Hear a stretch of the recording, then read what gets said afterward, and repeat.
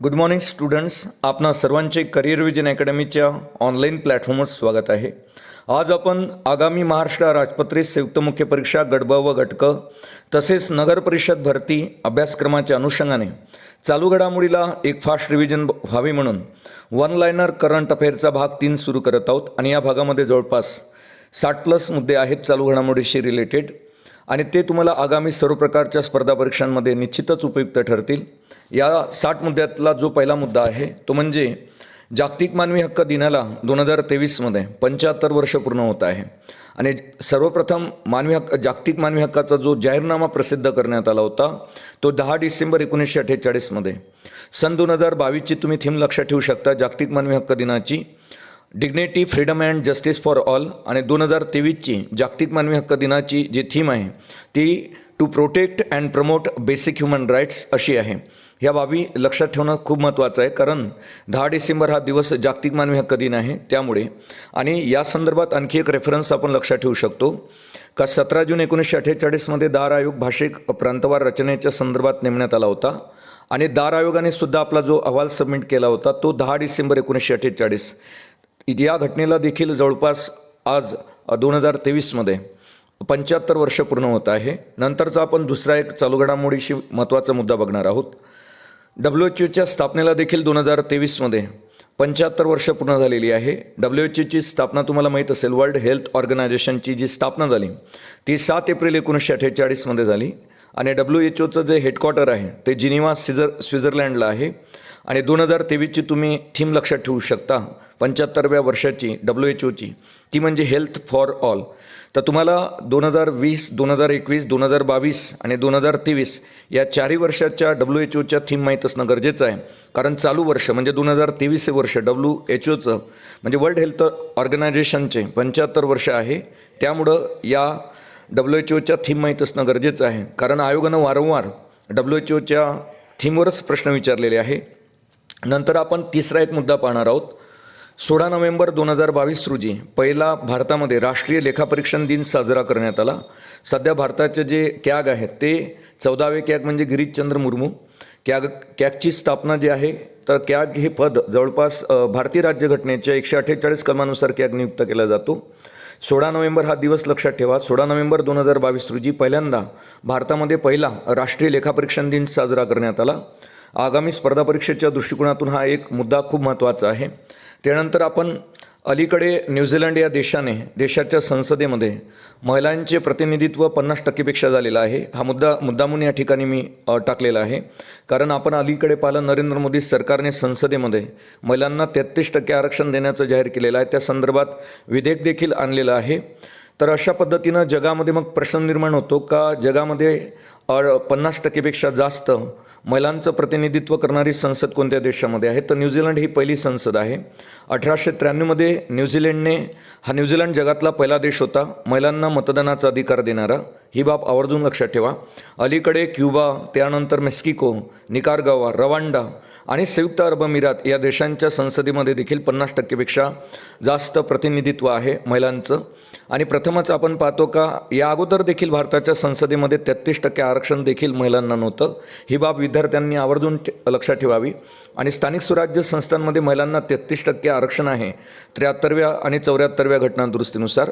आणि 2011 पासून महाराष्ट्र सरकारने आपल्या विधिमंडळात विधेयक पारित करून तर स्थानिक स्वराज्य संस्थांमध्ये महिलांना 50% आरक्षणाची तरतूद केली होती आणि ती आता कायम आहे.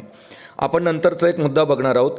बंगालच्या उपसागरामध्ये निर्माण झालेले आणि भारतीय पूर्व किनारपट्टीस धडकलेले मंदोस चक्रीवादळाला मंदोस हे जे नाव दिलं ते संयुक्त अरब अमिरात या देशाने दिलेलं आहे. अरबी भाषेत जर आपण याचा अर्थ जाणून घेतला तर खजिनांची पेटी असा होतो. आणि ज्यावेळेस ही चक्रीवादळं येतात आयोग त्यावर देखील आधारित प्रश्न विचारत असतो. तर त्या कारणाने विद्यार्थ्यांनी मागच्या 2 व्हिडिओमधील जे काही वेगवेगळे चक्रीवादळ घेतलेले आहे त्यांची नावं आणि ते नावं सुचवलेल्या देशांची नावे आणि सोबत हा पण एक प्रश्न तुम्ही किंवा हा मुद्दा लक्षात ठेवू शकता की बंगालच्या उपसागरामध्ये निर्माण झालेले आणि भारतीय पूर्व किनारपट्टीस धडकलेले मंदोस या चक्रीवादळाला मंदोस हे नाव कोणी दिलेलं आहे? तर संयुक्त अरब अमिरात या देशाने. आणि अरबी भाषेत जर त्याचा आपण अर्थ पाहिला तर तो खजिन्यांची पेटी असा होतो. त्यानंतर पुढचा एक महत्त्वाचा मुद्दा घेणार आहोत आपण. ऑगस्ट 2022मध्ये भारतातला पहिला कार्यात्मक साक्षर जिल्हा कोणता बनला? तर कार्यात्मक भारतातला पहिला जो कार्यात्मक साक्षर जिल्हा आहे तो मध्य प्रदेशमधील आदिवासी बहुल जिल्हा आहे. त्याचं नाव आहे मांडला. मांडला हा जिल्हा भारतातील पहिला कार्यात्मक साक्षर जिल्हा आहे. ही बाब विद्यार्थ्यांनी लक्षात ठेवावी. आणि हा मांडला जिल्हा मध्य प्रदेश या राज्यातील आहे.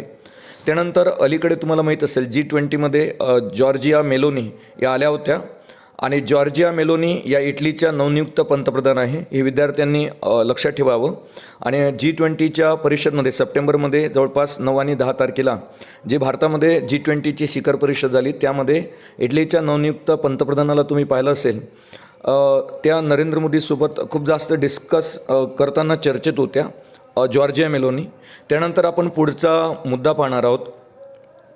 तर पुढचा मुद्दा आहे का स्थानिक समुदायांचा सहभाग घेत पाणथळांच्या जागांच्या ठिकाणी असलेल्या ज्या परिसंस्था असतात त्या जतन करण्यासाठी भारत सरकारने एक अमृत धोरण योजना सुरू केली. विशेषतः ही अमृत धरोवर जी योजना आहे ती केंद्रीय अर्थसंकल्प 2023-24मध्ये सुरू करण्यात आली होती. ही बाब विद्यार्थ्यांनी आवर्जून लक्षात ठेवावी.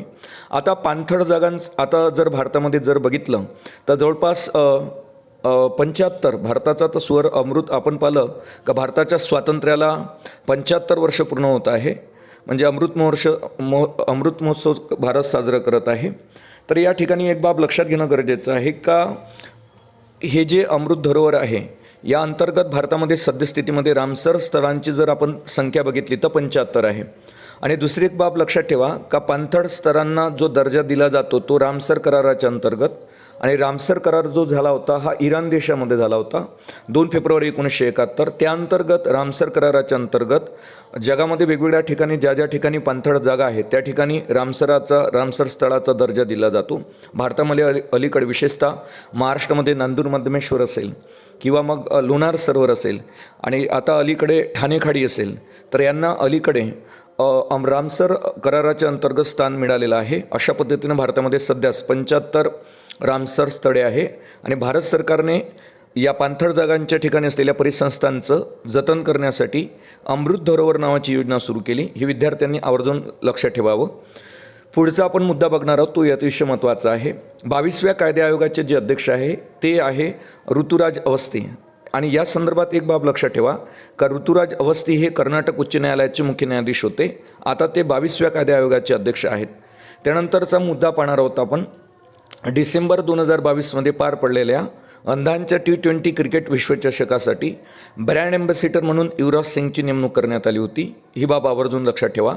त्यानंतर आणखी एक महत्त्वाचा मुद्दा आहे या ठिकाणी ऑलिम्पिक सुवर्ण पदक जे विजेता आहे भारताचा प्रसिद्ध भालाफेकपटू म्हणजे नीरज चोप्रा यांना नोव्हेंबर 2022मध्ये स्वित्झर्लंड देशाने फ्रेंडशिप ॲम्बॅसिडर म्हणून त्यांची नियुक्ती केलेली आहे. हा देखील प्रश्न आगामी सर्व स्पर्धा परीक्षांसाठी खूप महत्त्वाचा आहे. ही चालू घडामोडीची न्यूज लक्षात ठेवा की ऑलिम्पिक सुवर्ण पदक विजेता भारताचा प्रसिद्ध भालाफेकपटू नीरज चोप्रा यांची नियुक्ती कोणत्या देशाने फ्रेंडशिप ॲम्बॅसिडर म्हणून केलेली आहे नोव्हेंबर 2022मध्ये. तर स्वित्झर्लंड या देशाने नीरज चोप्राची नियुक्ती फ्रेंडशिप ॲम्बॅसिडर म्हणून केलेली आहे. त्यानंतर पुढचा आपण मुद्दा बघणार आहोत. भारतीय निवडणूक आयोगाने मतदार जागृतीकरिता आकाशवाणीच्या सहकार्याने मतदाता जंक्शन ही रेडिओ मालिका 3 ऑक्टोबर 2022पासून सुरू केली.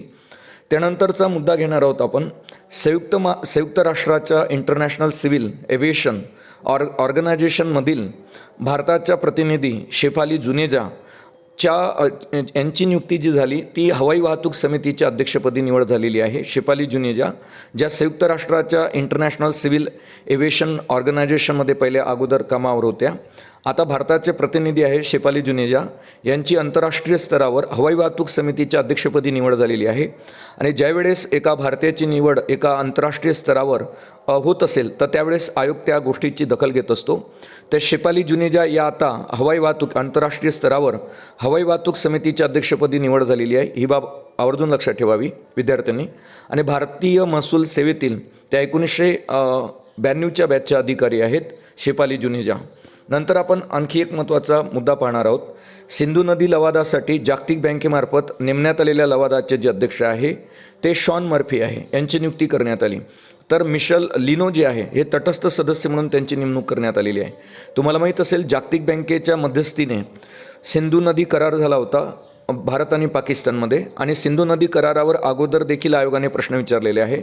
19 सप्टेंबर 1960 रोजी सिंधू नदी करार झाला भारत आणि पाकिस्तान या दोघांमध्ये, या दोन देशांमध्ये जागतिक बँकेच्या मध्यस्थीने.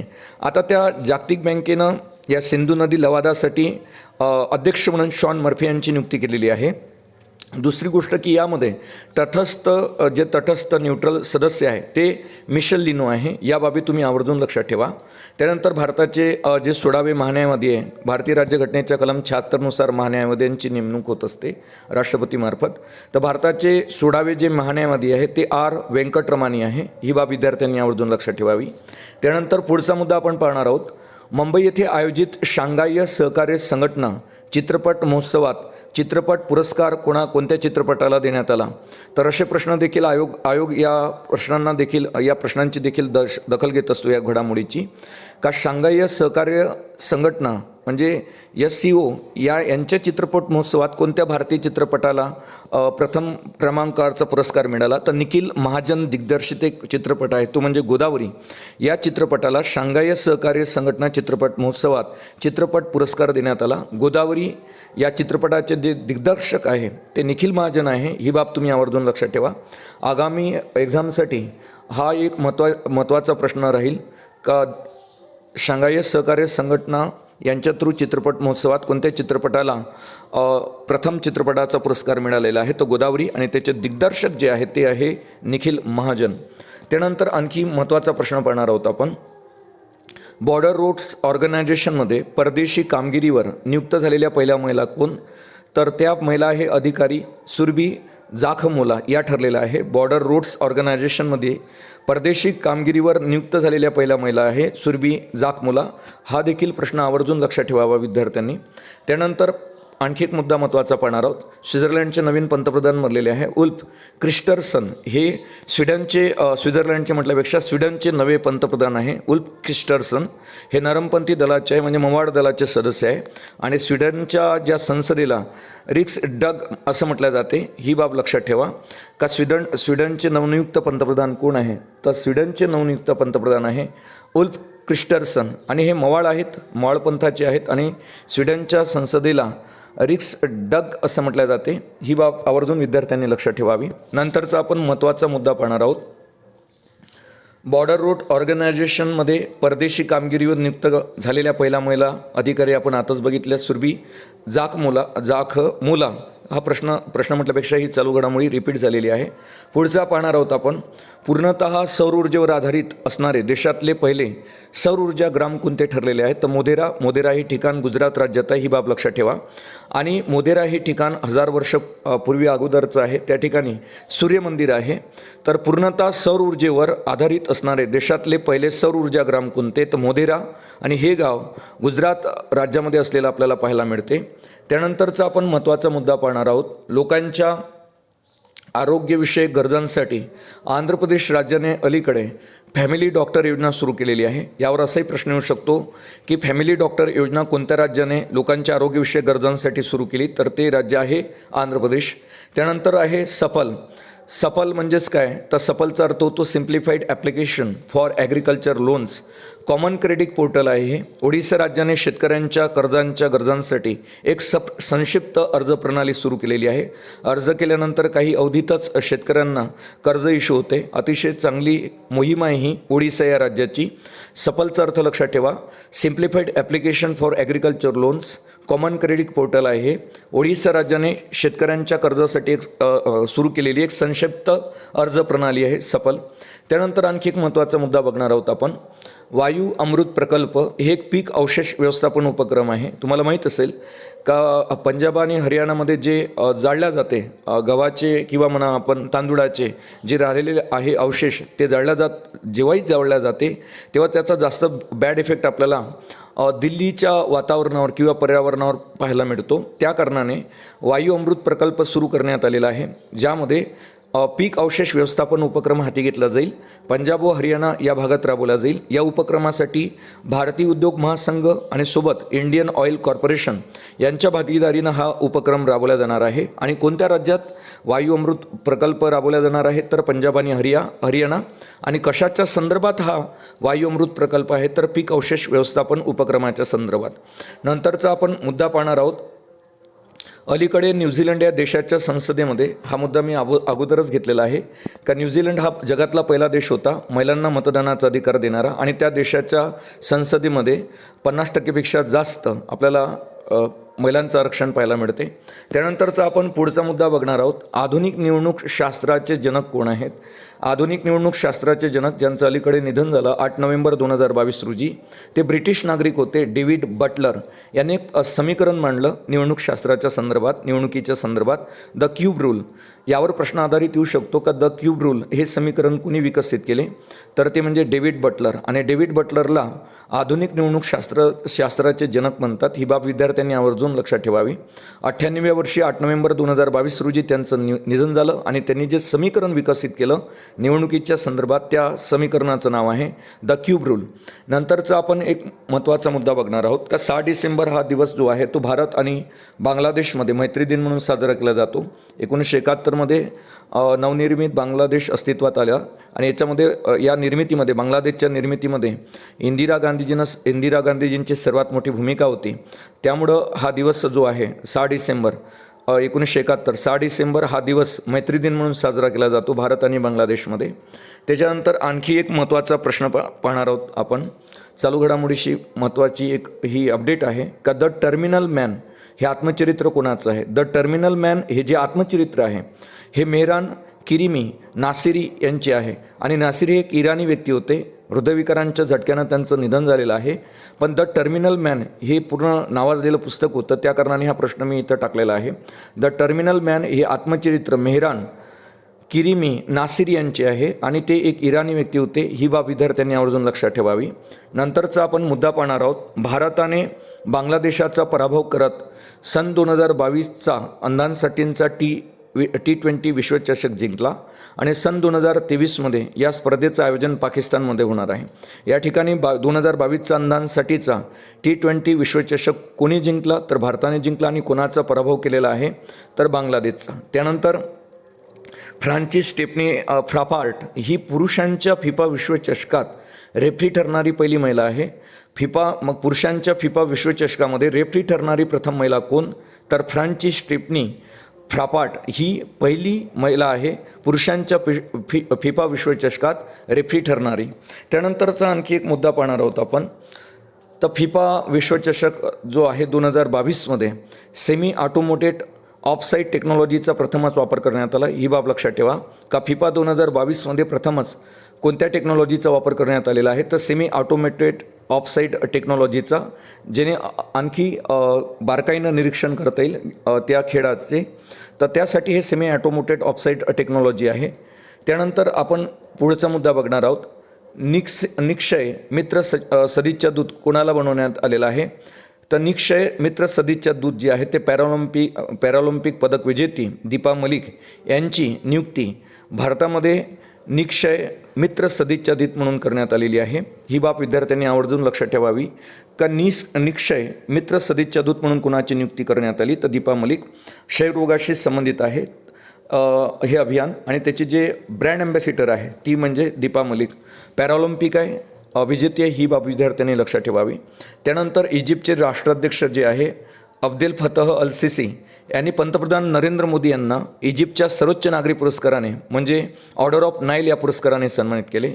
नंतरचा आणखी एक मुद्दा लक्षात ठेवा का रणजित सिंग म्हटल्यापेक्षा रणजित गुहा यांचं अलीकडे हे प्रसिद्ध इतिहासकार होते. यांचं अलीकडे वयाच्या 99व्या वर्षी ऑस्ट्रेलियामध्ये निधन झालेलं आहे. ही बाब लक्षात ठेवा कारण भारतातले प्रसिद्ध इतिहासकार आहेत रणजित सिंह गुहा. तर यांचं कोणत्या देशामध्ये निधन झालं तर ऑस्ट्रेलियामध्ये कितव्या वर्षी तर 99व्या वर्षी. आणि त्यांचा जन्म 23 मे 1923 रोजी झाला होता सिद्धकोटी. या घटनेला त्यांच्या जन्माला जवळपास 2023मध्ये 100 वर्ष पूर्ण झालेलं आहे, त्या कारणाने हा प्रश्न या ठिकाणी मी टाकलेला आहे. रणजितसिंह गुहा या प्रसिद्ध इतिहासकाराचे वयाच्या 99व्या वर्षी ऑस्ट्रेलियामध्ये निधन झाले. ऑस्ट्रेलियामध्ये म्हटल्यापेक्षा ऑस्ट्रियामध्ये निधन झाले आणि त्यांचा जो जन्म आहे तो 23 मे 1923 रोजी सिद्धकोटी बँकरगंजमध्ये झाला होता. सध्याचं बांगलादेशमध्ये त्यांचं हे ठिकाण आहे सिद्धकोटी. सक्सेस विद्यापीठात ते इतिहासाचे रीडर होते, ही बाब लक्षात घेण्यासारखी आहे. त्यानंतर अजय बग्गा तुम्हाला माहीत असेल, जागतिक बँकेचे नवे अध्यक्ष बनले. ते जागतिक बँकेचे अजय बग्गा 14वे अध्यक्ष आहे. अगोदर ते मास्टर कार्डचे देखील अध्यक्ष होते, ही बाब विद्यार्थ्यांनी लक्षात घ्यावी.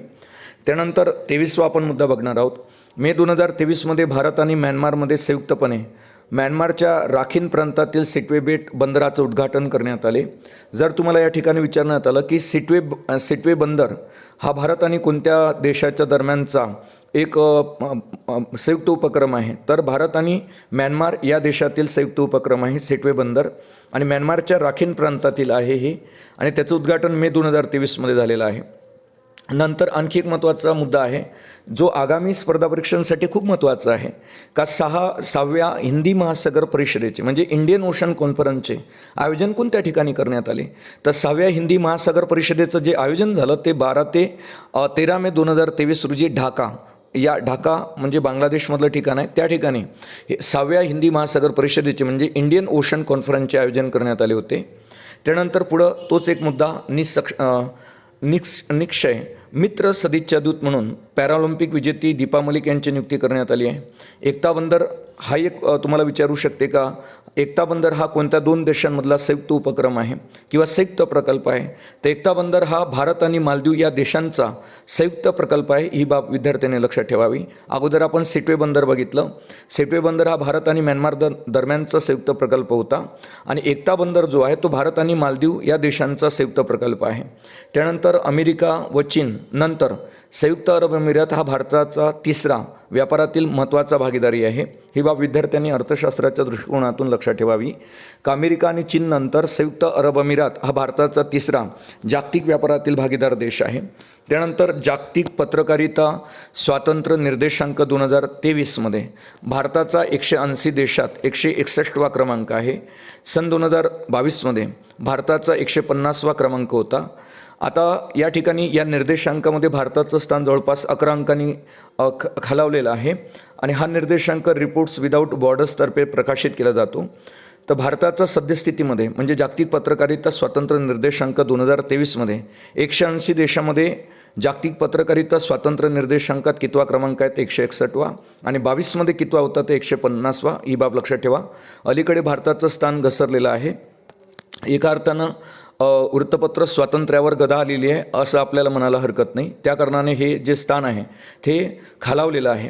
त्याच्यानंतर आणखी एक महत्त्वाचा आपण मुद्दा पाहणार आहोत आणि ज्या घटनेला 2023मध्ये जवळपास 150 वर्ष पूर्ण झालेले आहे. कलकत्त्याला ट्रॉम सेवा सुरू करण्यात आली होती 24 फेब्रुवारी 1873 रोजी. तर त्या घटनेला 2023मध्ये 150 वर्ष पूर्ण झालेली आहे. तर ही बाब विद्यार्थ्यांनी लक्षात ठेवावी. आगामी स्पर्धा परीक्षेच्या दृष्टिकोनातून हा एक खूप महत्त्वाचा चालू घडामोडी म्हणा किंवा प्रश्न आहे का कलकत्ता ट्रॉम सेवेला अलीकडे किती वर्ष पूर्ण झालेली आहेत. तर 150 आणि कलकत्ता जी ट्रॉम सेवा सुरू करण्यात आली होती ती 24 फेब्रुवारी 1873ला. नंतरचा आपण मुद्दा पाहणार आहोत तोही महत्त्वाचा आहे. डॉक्टर मोहम्मद इरफान अली 17व्या प्रवासी भारतीय दिवसाच्या अधिवेशनाचे प्रमुख होते. ते गुयाना या देशाचे राष्ट्राध्यक्ष आहे. आणि दुसरी एक बाब लक्षात ठेवा की 17व्या प्रवासी भारतीय दिनाचं जे आयोजन झालं ते इंदोर या ठिकाणी. महात्मा गांधीजी 9 जानेवारी 1915ला भारतात आले होते. तर सन 2003 पासून हा दिवस साजरा केला जातो प्रवासी भारतीय दिन. 17व्या प्रवासी भारतीय दिनाच्या अधिवेशनाचे जे प्रमुख होते ते मोहम्मद इरफान अली होते, ही बाब लक्षात ठेवा. आणि गुयाना देशाचे ते राष्ट्राध्यक्ष आहेत. आणि हे जे 17वं प्रवासी भारतीय दिनाचं जे आयोजन करण्यात आलं होतं ते इंदोर या ठिकाणी करण्यात आलं होतं, ही बाब विद्यार्थ्यांनी आवर्जून लक्षात ठेवावी. हवामान बदलांच्या संदर्भात कॉन्फरन्स ऑफ पार्टीज 27, तर याचं आयोजन कुठं करण्यात आलं होतं. TCSच्या तलाठी एक्झाममध्ये हा प्रश्न विचारण्यात आलेला आहे, 2 ते 3 वेळा विचारण्यात आला आहे. COP 27चं आयोजन कोणत्या ठिकाणी करण्यात आलं होतं. तर ते म्हणजे इजिप्तमधील शर्म अल शेख या ठिकाणी हवामान बदलांच्या संदर्भात COP27चे आयोजन करण्यात आले होते. ही बाब लक्षात ठेवा. अलीकडे आपल्याला कंबाईन मेन्समध्ये पर्यावरण हा विषय आलेला आहे. त्या अनुषंगाने पर्यावरणाच्या संदर्भात ज्या काही गोष्टी पुढं चालू घडामोडीच्या अनुषंगानं पुढे येतील त्या तुम्ही आवर्जून लक्षात ठेवा. त्याच्यानंतर शस्त्रे व दुहेरी वापराच्या वस्तू आणि तंत्रज्ञानाच्या हस्तांतरणाविषयी माहितीची देवाणघेवाण करणे यासाठी 1 जानेवारी 2023 पासून भारताकडे वासेनार अरेंजमेंटचे अध्यक्षपद आयर्लंड देशाकडून आले आहे. या गटाची स्थापना म्हणजे वासेनार या संघटनेची स्थापना 1996मध्ये करण्यात आली होती आणि ह्या वासेनार अरेंजमेंटमध्ये जवळपास 42 देश आहे. त्याला आपण वासेनार ॲग्रीमेंट अरेंजमेंट म्हणतो. याचं सचिवालय जे आहे ते व्हिएना ऑस्ट्रिया या ठिकाणी आहे. तर ही बाब खूप महत्त्वाची आहे. या ठिकाणी हा प्रश्नच खूप महत्त्वाचा की ही चालू घडामोडी खूप महत्त्वाची आहे का शस्त्रे आणि दुहेरी वापराच्या वस्तू आणि तंत्रज्ञानाच्या हस्तांतरणाविषयीची माहितीची देवाणघेवाण करणे यासाठीचा जो गट आहे वासेनार अरेंजमेंट याचं जे अध्यक्षपद आलेलं आहे इंटरनॅशनल लेवलवरचं ते भारताकडे आलेलं आहे 1 जानेवारी 2023 पासून. आणि भारताकडे हे जे पद आलेलं आहे वासेनार अरेंजमेंटचं अध्यक्षपद ते आयर्लंडकडून भारताने स्वीकारलं. दुसरी एक महत्त्वाची गोष्ट की वासेनार अरेंजमेंटची स्थापना केव्हा झाली तर 1996मध्ये आणि 42 देश या वासेनार अरेंजमेंटचे सदस्य आहेत. आणि वासेनार अरेंजमेंटचं जे सचिवालय आहे ते व्हिएना ऑस्ट्रिया या ठिकाणी आहे. हे विद्यार्थ्यांनी आवर्जून लक्षात ठेवणं गरजेचं आहे आगामी स्पर्धा परीक्षेच्या दृष्टिकोनातून. कारण भारताला जेव्हा केव्हाही आंतरराष्ट्रीय स्तरावर जर एखाद्या संघटनेचं अध्यक्षपद मिळत असेल तर त्या गोष्टी देखील आयोगाच्या दृष्टिकोनातून महत्त्वाच्या असतात आणि आयोग त्यावर प्रश्न आपल्याला विचारू शकतो. त्याच्यानंतर आंतरराष्ट्रीय लुसोफोन महोत्सवाचं आयोजन कोणत्या ठिकाणी करण्यात आले होते तर आंतरराष्ट्रीय लुसोफोन महोत्सवाचं जे आयोजन आहे हे गोव्यात करण्यात आले होते. हा महोत्सव पोर्तुगीज समुदायाशी संबंधित आहे. त्यानंतर भारताने सन 2023च्या प्रजासत्ताक दिनासाठी इजिप्तचे जे अब्देल फताह अल सिसी आहे यांना आमंत्रित केले होते. कारण हे जे वर्ष आहे 2023 हे भारत आणि इजिप्त या देशांच्या राजनैतिक संबंधांना 75 वर्ष पूर्ण होत आहे त्या अनुषंगाने महत्त्वाचं होतं. त्यासाठी प्रजासत्ताक दिनाचे जे पाहुणे होते ते इजिप्तचे अब्देल फतेह अल सिसी होते. आणि या भारत आणि इजिप्तच्या राजनैतिक संबंधांना तर 75 वर्ष पूर्ण झालेली आहे 2023मध्ये. ही बाब लक्षात ठेवा. त्यानंतर आणखी आपण एक चक्रीवादळ पाहत आहोत का ऑक्टोबर 2022मध्ये बंगालच्या उपसागरामध्ये निर्माण झालेला त्रिसांग आपण सित्रांग म्हणू. सित्रांग हे चक्रीवादळाचं नामकरण कोणत्या देशाने केले तर ऑक्टोबर 2022मध्ये बंगालच्या उपसागरामध्ये निर्माण झालेल्या सित्रांग या चक्रीवादळाचं जे नामकरण केलं ते थायलंड या देशाने केलेलं आहे. ही बाब लक्षात ठेवा. त्याच्यानंतर अलीकडे आपण पाहतो का जे बीच असतात ज्याला आपण पुळण म्हणतो तर भारतातील लक्षद्वीपमधील जे मिनिकॉय आहे मिनिकॉय थंडी आणि त्याच्यानंतर कदमत बीच या 2 बीचना ब्ल्यू फ्लॅग प्रमाणपत्र देण्यात आलेलं आहे. लक्षद्वीपमधील मिनिकॉय थंडी आणि कदमत बीच तर यांना ब्ल्यू फ्लॅग प्रमाणपत्र देण्यात आलं. आणि दुसरी एक महत्त्वाची गोष्ट हा फ्रान्समध्ये सुरू झालेला एक उपक्रम आहे. ज्या बीचवर खूप जास्त स्वच्छता असते तर त्यांना हा ब्ल्यू फ्लॅग कार्यक्रमाच्या अंतर्गत प्रमाणपत्र दिले जाते ब्ल्यू फ्लॅग प्रमाणपत्र. आणि हा फ्रान्समध्ये सुरू झालेला उपक्रम आहे 1985मध्ये. त्याच्यानंतर गिधाड संवर्धन कृती योजनेचा जो कालावधी आहे तो 2020 पासून तर 2025 असा आहे. याच्या अंमलबजावणीसाठी तामिळनाडू राज्य सरकारने समिती गठीत केलेला आहे. भारतामध्ये हा गिधाड संवर्धनाचा कार्यक्रम लक्षात ठेवा तर त्याचा जो कालावधी आहे तो 2020 ते 2025 असा आहे. आणि यासाठी तामिळनाडू राज्य सरकारने समिती गठीत केलेली आहे गिधाड संवर्धनासाठी. त्याच्यानंतर ज्याला आपण राणीपूर व्याघ्र प्रकल्प म्हणतो हा देशातील 53वा व्याघ्र प्रकल्प आहे आणि तो उत्तर प्रदेश या राज्यात आहे. टायगर प्रोजेक्टची सुरुवात तुम्हाला माहीत असेल इंदिरा गांधीने केली होती 1973मध्ये. सध्या भारतामध्ये मध्य प्रदेश राज्यामध्ये सर्वात जास्त वाघा आहेत 785. त्यानंतर कर्नाटकमध्ये जवळपास 563, उत्तराखंडमध्ये हे 3ऱ्या क्रमांकावर आहे 560 आणि महाराष्ट्र हे 4थ्या क्रमांकावर आहे. महाराष्ट्रामध्ये 444 वाघ आहेत. संपूर्ण भारतामध्ये 2022च्या गणनेनुसार व्याघ्र गणनेनुसार तर 3167 वाघ आहेत. त्या अगोदर 2018ची जी व्याघ्र गणना झाली होती त्यानुसार संपूर्ण भारतामध्ये 2967 इतके वाघ होते. याच्यामध्ये जवळपास 200नी वाढ झालेली आहे. ही बाब लक्षात ठेवा. आणि राणीपूर व्याघ्र प्रकल्प जो आहे देशातला 53वा तो उत्तर प्रदेश या राज्यामध्ये आहे. नंतर मनी लॉन्ड्रिंग प्रतिबंधक कायदा कधीचा आहे तर मनी लॉन्ड्रिंग जो प्रतिबंधक कायदा आहे तो 2002चा आहे. आणि 2002चा आणखी एक पण कायदा आहे तो म्हणजे जैवविविधता कायदा. बायोडायव्हर्सिटी ॲक्ट हा देखील 2002चा आहे आणि मनी लॉन्ड्रिंग प्रतिबंधक कायदा हा देखील 2002चा आहे. त्याच्यानंतर भारताने निहोन्शू या जपानी अल्कोहोल पेयाला म्हणजे हे जे भारतामध्ये निहोन्शू हे जपानी अल्कोहिक पेय आहे, म्हणजे मादक द्रव्य आहे. यांना जिओग्राफिकल इंडिकेशनसाठी नोंदणीसाठी टॅक्ससाठी अर्ज केला होता भारतामध्ये. आणि ही जपानी उत्पादनाची पहिलीच वेळ आहे का एका जपानी उत्पादकाने भौतिक निर्देशांक, ज्याला आपण भौगोलिक संकेत निर्देशांक म्हणतो, ज्याला जिओग्राफिकल इंडिकेशन म्हणतात, तर याच्यासाठी अर्ज केलेला होता. आता एक सगळ्यात महत्त्वाची गोष्ट हे लक्षात ठेवा का भारतामध्ये जिओग्राफिकल इंडिकेशन जे दिल्या जाते ते 1999च्या अंतर्गत, आणि याचं जे हेडक्वार्टर आहे जिओग्राफिकल इंडिकेशनचं ते चेन्नईला आहे. 1995मध्ये त्याचे एस्टॅब्लिशमेंट आहे. जसं आपण कोल्हापूरची चप्पल म्हणा किंवा आग्र्याचा पेढा म्हणा, ते हे त्या ठिकाणचे विशिष्ट पदार्थ आहे. तसंच या जपानी अल्कोहोलिक पेयानं निहोन्शू या पेयासाठी एक अर्ज दाखल केला होता, त्याला टॅग मिळण्यासाठी भौगोलिक संकेताक, ज्याला आपण जिओग्राफिकल इंडिकेशन म्हणतो. तर ही पहिली वेळ होती का जपानच्या उत्पादनाची पहिली वेळ होती का भारतामध्ये एक जिओग्राफिकल इंडिकेशन टॅग मिळण्यासाठी अर्ज केल्याची.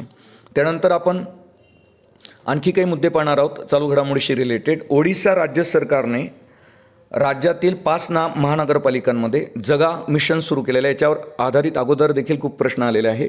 ओडिशा राज्य सरकारने राज्यातील 5 महानगरपालिकांमध्ये जगा मिशन टाटा स्टील फाउंडेशनच्या सहकार्यानं सुरू केला आणि हा जगातला सर्वात मोठा झोपडपट्टी नामकरण आणि अपग्रेडेशन उपक्रम आहे, ही बाब लक्षात ठेवा.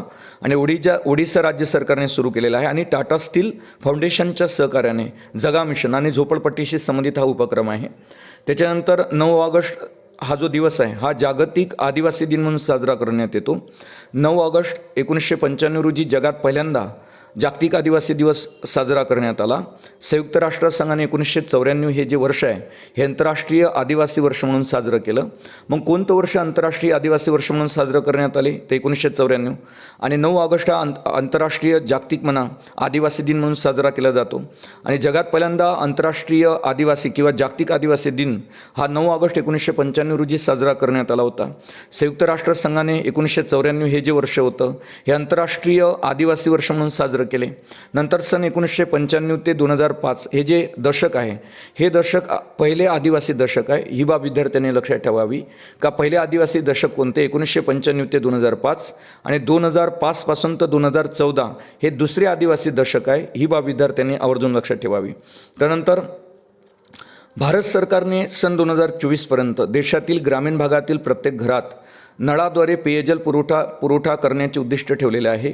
4 ऑगस्ट 2023 रोजी देशातील 19.4 कोटी ग्रामीण कुटुंबापैकी 12.7 कोटी म्हणजेच 65.5% ग्रामीण कुटुंबांसाठी नळाद्वारे पाण्याची तरतूद करण्यात आलेली आहे आणि ग्रामीण भागातील प्रत्येक घराला 55 लिटर पाण्याची तरतूद करण्यात आलेली आहे ह्या उपक्रमाद्वारे.